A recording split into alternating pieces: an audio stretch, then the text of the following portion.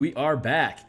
We are talking about Tap Untap Burn Elemental Key here on the DMsGuild. You can look at it. You can buy it separately, or you can get it in the Core Mana Spell Points bundle that has everything involving 5-color magic and Elemental Key magic paradigms, 33% off. So. We're doing a page turner, going page by page to look at the different abilities that are presented in this book for you to consider using.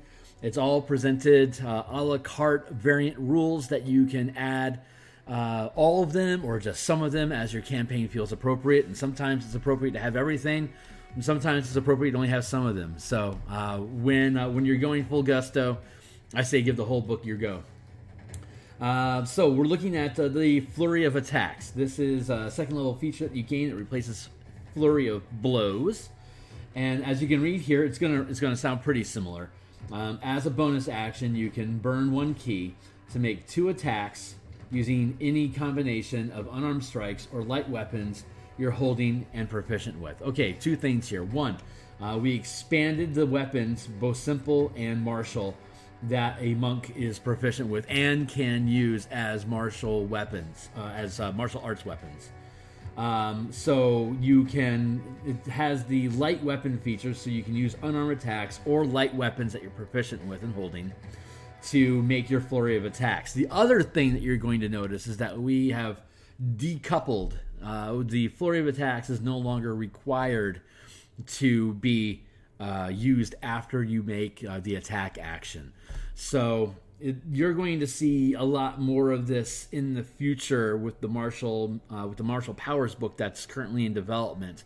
But taking bonus actions, standard actions, reactions, and other abilities that you spend mana or key on to trigger and activate, kind of a la carte, allows you a lot more combat flexibility. They were originally concerned.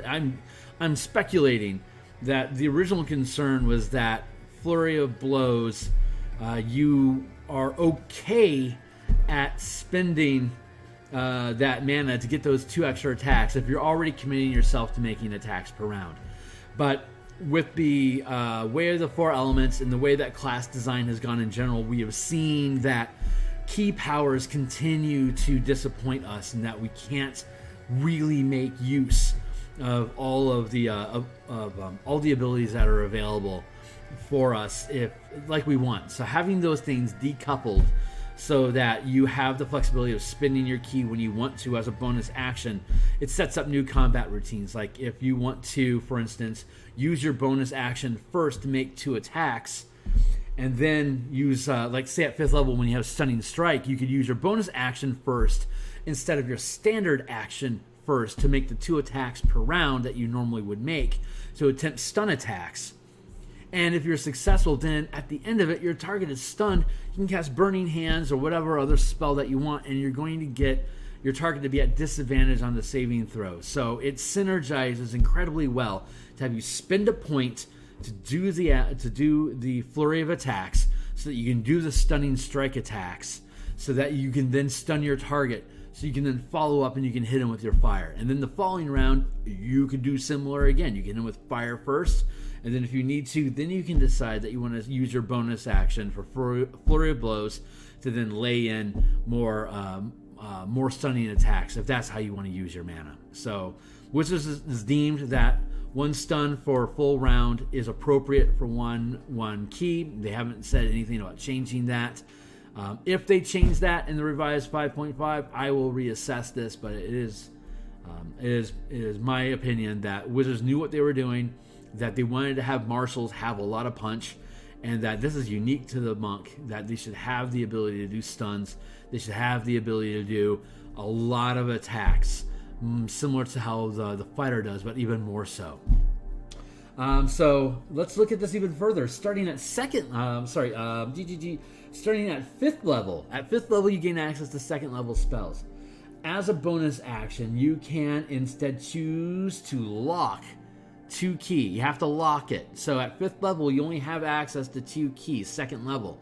So you're going to shut down your ability to use any key at all when you do this. you can lock the 2 key to sustain Flurry of Attacks.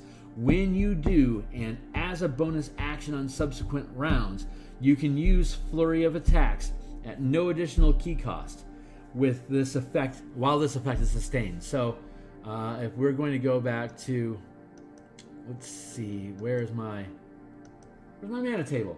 Oh no, there we are. Okay, so let's clean this up here real quick. And I do these things impromptu, so my apologies for not having my screen set up, but I think it's worth just taking another look at it real quick on how we organize the mana.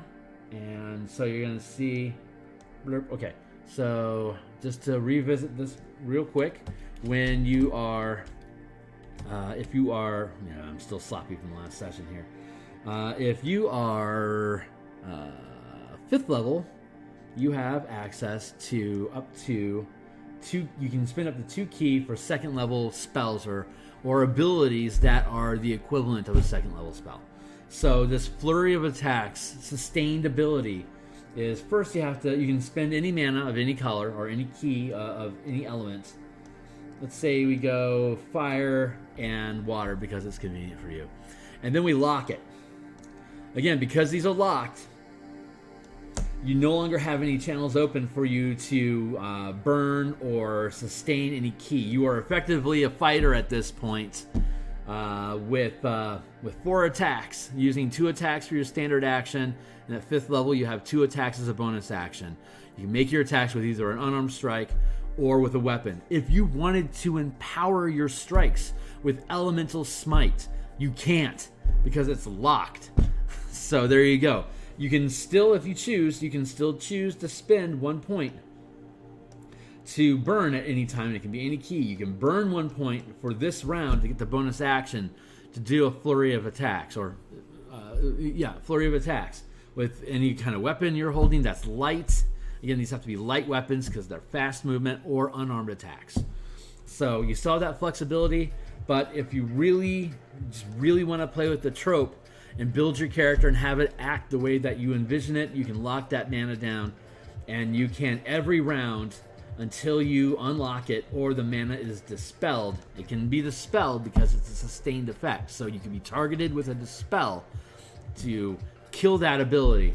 The mana would then be burned, but until it's disrupted by either being dispelled, you becoming incapacitated, or starting a long rest, you can continue to use your bonus action in any order each round to make 2 attacks until you choose to dismiss this ability and burn the mana, and opening up your pool again for you to be able to run mana through your channels. So, love how these mechanics are built. There's a ton of versatility that you can build into this. It's a different way of thinking about mana usage in 5e, different way of approaching spell slots. If you think that's pretty cool, then again, check out Tap Untap Burn Elemental Key on the DMsGuild, or check out all the books. Spell Point Warlocks, the revised 5-color mana spell list. Of course, here's Elemental Key included with it. Core mechanics covering all the full casters and half casting classes. Eldritch, the Knights and Tricksters book is a deep dive into Eldritch Knights and Arcane Tricksters. Here's a promo piece that was built, and here's Universal Spell Points. If you just want to have something that's generic key, that's not the Dungeon Master's Guide, that has this easier 1 mana per spell level approach, and using whatever magic paradigm you want attached to it, you can use Universal Spell Points. It also talks about Ranger and Artificers as a Fizzband's guide to summon new dragons, what the point cost conversion is for that. So these books are updated. The revised spell list provides only the it's a promo piece. Pay what you want. That's included with this. This covers Player's Handbook specifically. If you buy either the core mechanics or Knights and Tricksters, or both of them, you get all the spells with the revised expanded color mana system for everything up through and including Strixhaven. So check it all out. It's fantastic. It's here for you. It's all the pages are 100% preview. If you buy it, then you get these key pool and mana playmats, all these mana tokens that you can use on a virtual tabletop or you can use them at your table. If you're a dice aficionado like I am, you can pick up dice in different colors, 5 different colors for 5 different mana, or 4 colors for elements, or you could use a D4, D6, D8, and D12 for the 4 elements. You can include a D20 if you want for 5 color mana, or of course you can just use Magic the Gathering cards for the 5 different mana colors if that's the path that you want to use. If you want to use the map here, if instead you want to use the color mana paradigm, you are certainly able to do so. Just taking a look at that here real quick. You got blue, red, and green, so you wouldn't have any of the air elemental mana, and you wouldn't have any of the earth key. You would only have fire. Get out of here. And you would instead use green mana, and then you have your blue mana. And then you're using a 3, and then you're using, for this monk specifically, you're using the 3 colors, blue, red, and green. When we come out with the Shadow Monk revisions, then you're going to have a monk that uses blue and black mana. When we revise the Kinsei, Drunken Master, and we have the Open Hand, we're going to have white and red mana usage. When we do Peace and Long Death, we're going to see white and black options. When we see the Cobalt Soul, then we are going to be seeing white and probably red. Cobalt, I think, is supposed to be blue, but honestly, nothing about it says blue. I think they're just being clever with the name of the colors, kind of like Green Flame Blade is a red ability. It's not a blue. It's not a green ability. So you can't help them. You can't blame Wizards for not using their own color mechanics inside their D&D game, because I don't think they'd thought of it yet. But we're going to go through all these different subclasses. The Ascendant Dragon is going to be 5 colors. All 5 colors are going to be represented on the board for you to really kit out your dragon monk. Stick around, subscribe, like, check out Twitter, jump into the books, and give them a read. That's all for now. We're going to come back, and we're going to do the rest of this book tomorrow. So thanks a lot for being here, and be welcome to ask me any questions